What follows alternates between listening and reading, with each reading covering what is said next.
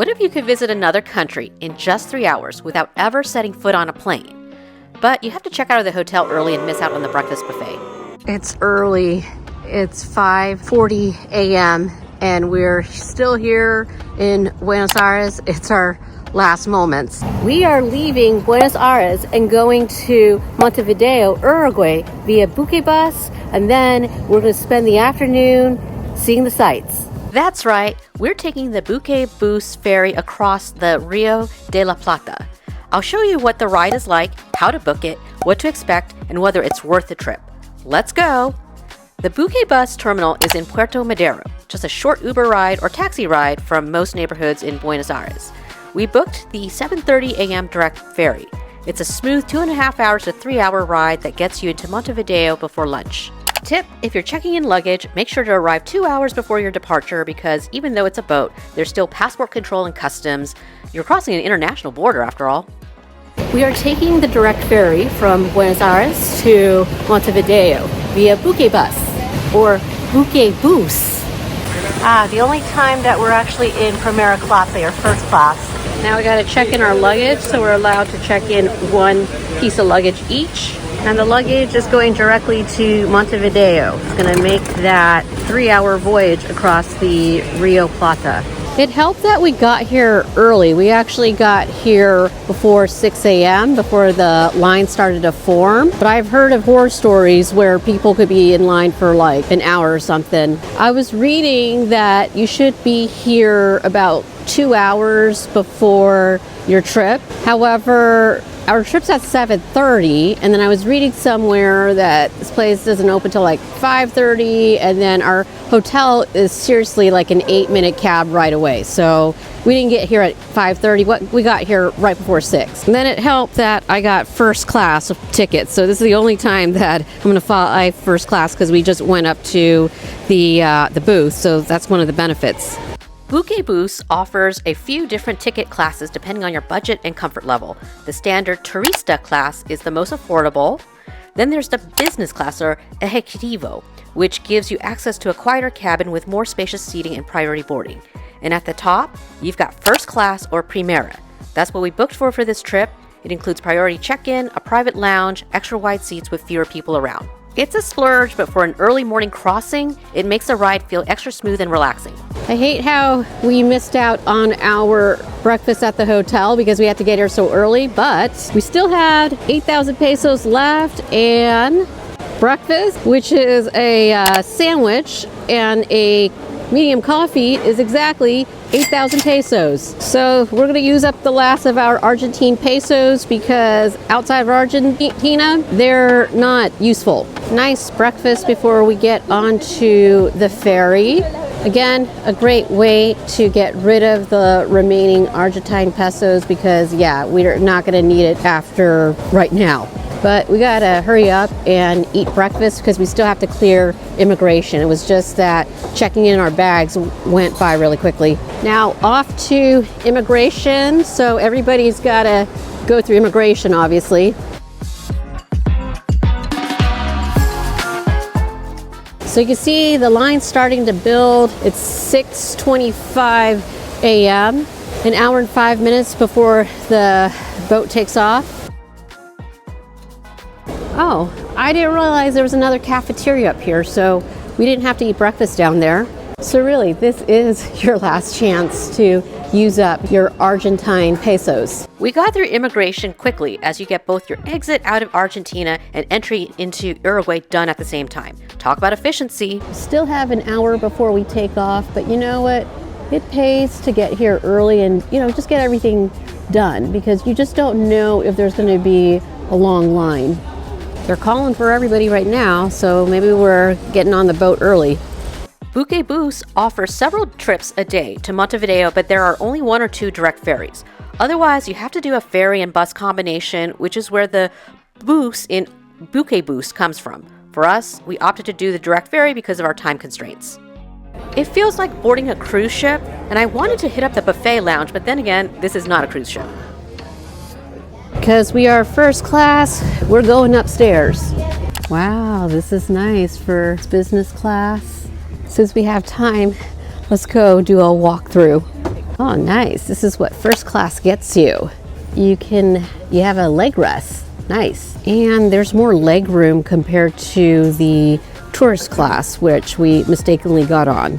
How adorable. There's a little hangout area in the middle. This feels more luxurious than the boats that you take from Long Beach to Catalina Island. Good to know. They have bathrooms.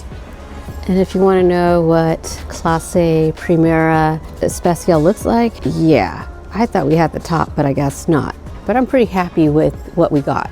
I mean, just having this by itself is good enough. Let's go check the Hall Central.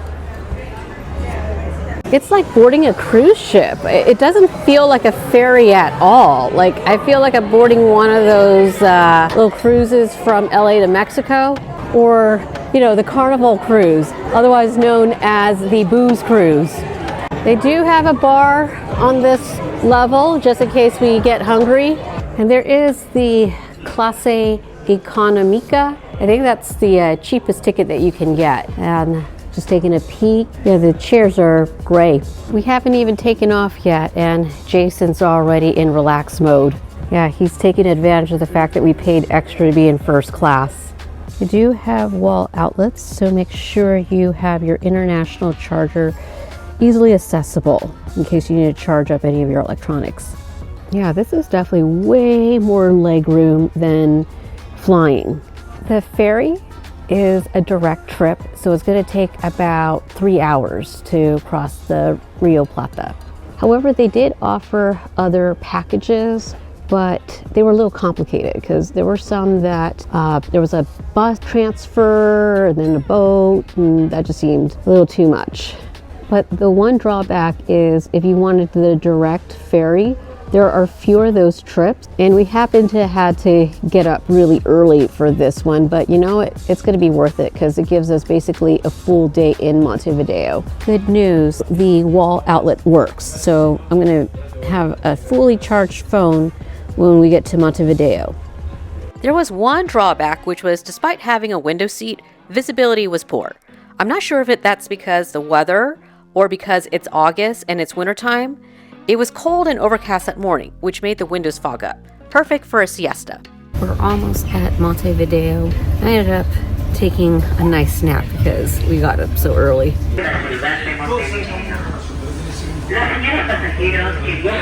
That was so smooth of a ride. I didn't realize that we had already arrived until they told us get off the ship.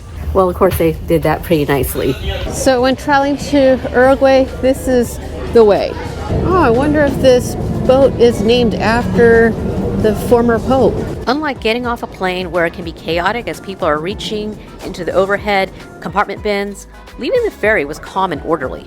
Oh, that must be our luggage. The other thing too is if you have a car or car rental, maybe not a car rental, if you have your own car, you can take it across the Rio Plata to Uruguay. I was hoping to capture some cars coming out of the ferry, but I didn't see any. Our luggage came off the belt pretty quickly. Once you arrive, you'll pass through customs again. It's quick and efficient.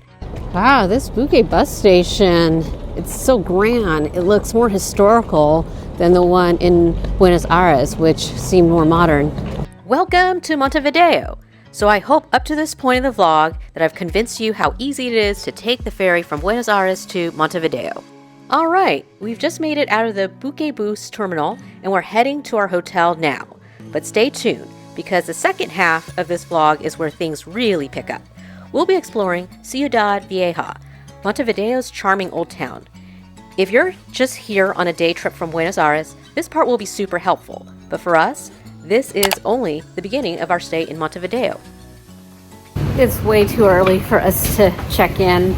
It's only 11 o'clock and check-in's 3, but we'll see what we can do here. We were fortunate that they had a room available for us for early check-in.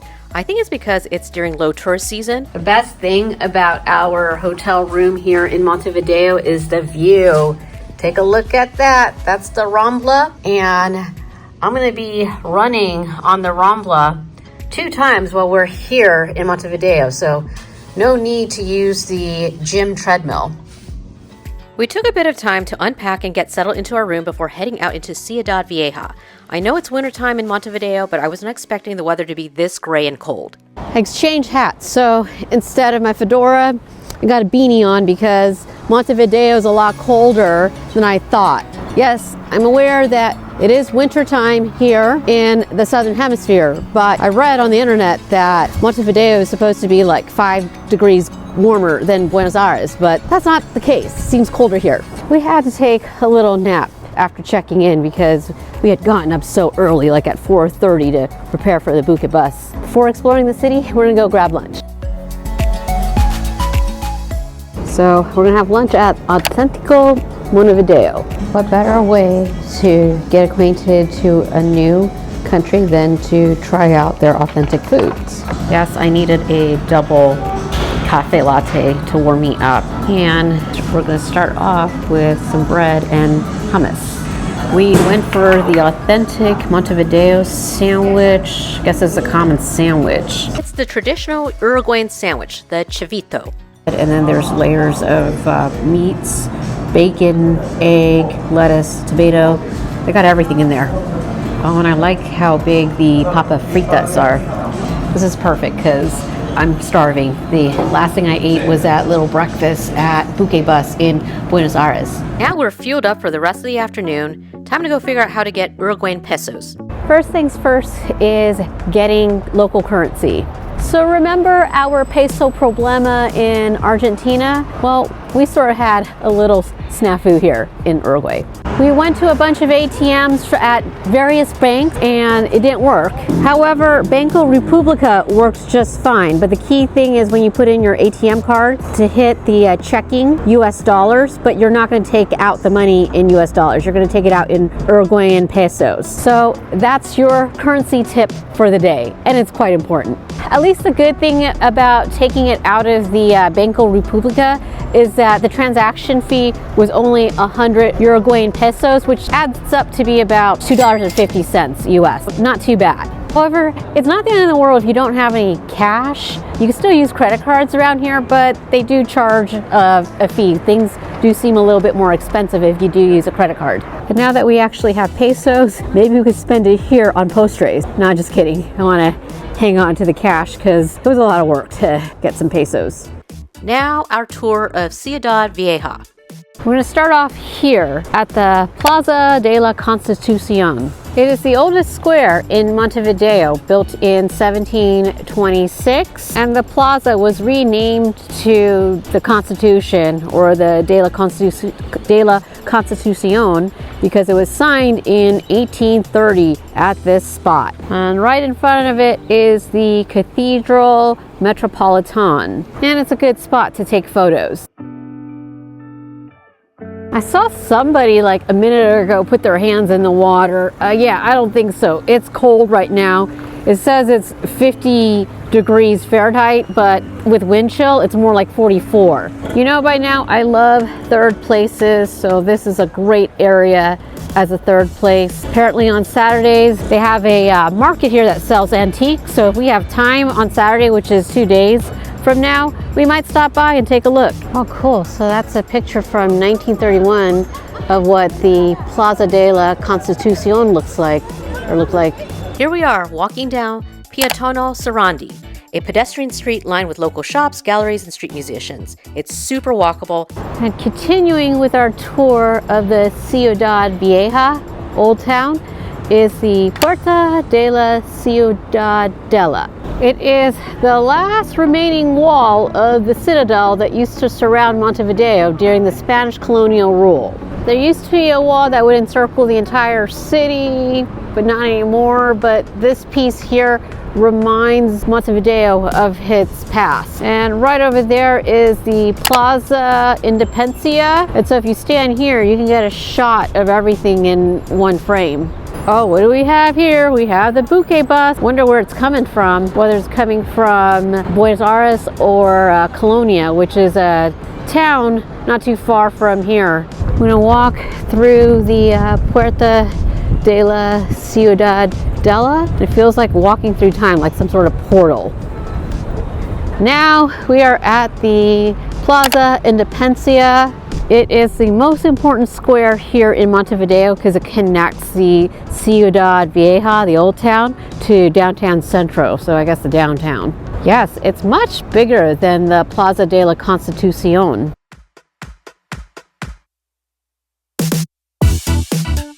That giant statue in the middle of the plaza is one of Jose Gervasio Artigas. These stairs lead to the mausoleum underneath his statue, where the remains of his body rest. There are guards there, but I think the mausoleum's closed right now. It is a Thursday late afternoon. This tall building over here is the Palacio Salvo, which is the tallest building in Montevideo. It's one of Montevideo's most recognizable landmarks, a mix of Gothic and Art Deco, and there are tours available. Just across from the Plaza Independencia is the Teatro Solis. The Teatro Solis was built in 1856. It is Uruguay's oldest and most famous theater. Even if you don't have time for a show, it's worth walking by for its elegant neoclassical design. Sorry, I'm getting really cold being out here, and then I have to film without my gloves because even though these gloves have, they're supposed to work on your smartphone, no, it doesn't really work that well. So my right hand is really freezing. But we're gonna take a little shelter from the cold winds by walking around. I really like this checkerboard pattern on the floor.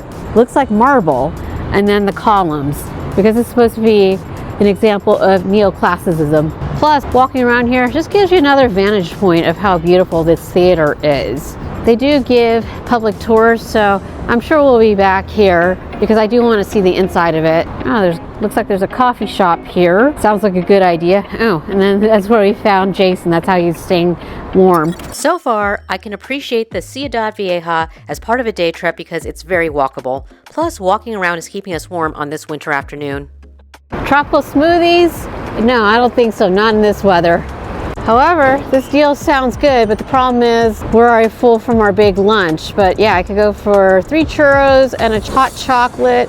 That works out to be a little over $5. My first impressions of Montevideo is that it is more expensive than Buenos Aires. I can recall in Buenos Aires to get a media luna, a croissant, and a coffee. Actually, you can get 2 media lunas, so 2 croissants and a coffee for about $3-4 US. I just checked my conversion there because I'm still trying to get used to the Uruguayan pesos after being in Buenos Aires and calculating things in Argentine pesos. So that deal with the 3 churros and a hot chocolate, and there was also a deal for a croissant and a coffee for 250 pesos Uruguayan. It actually ends up being about like $6.25 in US, $6.25. So yeah, more expensive than in Buenos Aires. All right, or better yet, let's use McDonald's as our marker for how expensive things are. An ice cream cone or a cono in Montevideo is 50, whereas I remember in Buenos Aires it was 99.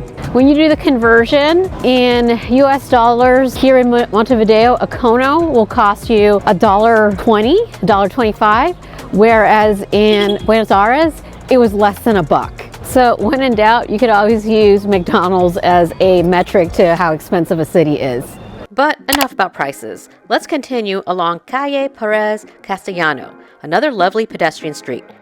The sun goes down a lot sooner here in Montevideo as opposed to Buenos Aires. I would say about 30 minutes earlier. But we have just enough daylight for one more stop. And I'm really digging this Calle Pérez Castellano.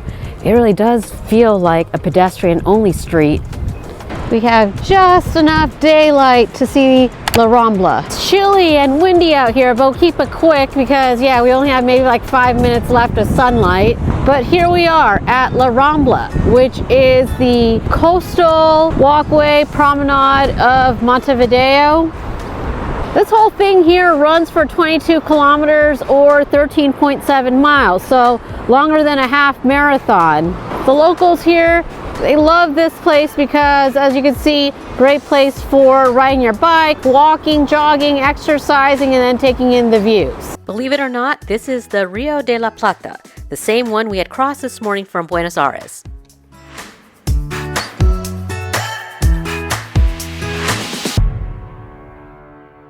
And unfortunately, we're not going to get much of a sunset in that westerly direction. It's just too overcast right now. But if the weather was a lot better, a lot warmer and sunnier, yeah, we would do a little bit more tour of the Rambla. But no worries, our hotel right there is just across Rambla. So we'll be getting in our runs out here. Hopefully it's not going to be too cold, but I'm definitely going to try because this looks perfect for running. We didn't do very much sightseeing as I hoped that we would after arriving to Montevideo in the morning. But we did knock out a few things from the list that we had wanted to see in the Ciudad Vieja. Plus, the vibe of Montevideo is pretty chill. Everybody here seems relaxed and everything like that. So, you know what? Why do we have to stick everything all in one afternoon? We are going to be here for 4 days. And that's what you can see with just one afternoon in Montevideo's Ciudad Vieja. From the BuqueBus Ferry to historic plazas, local food, and the Rambla, it's a perfect day trip, or the perfect first day if you're staying longer. Thanks for coming along. If you enjoyed this, don't forget to like and subscribe for more running and travel vlogs. We've got more of Montevideo coming up.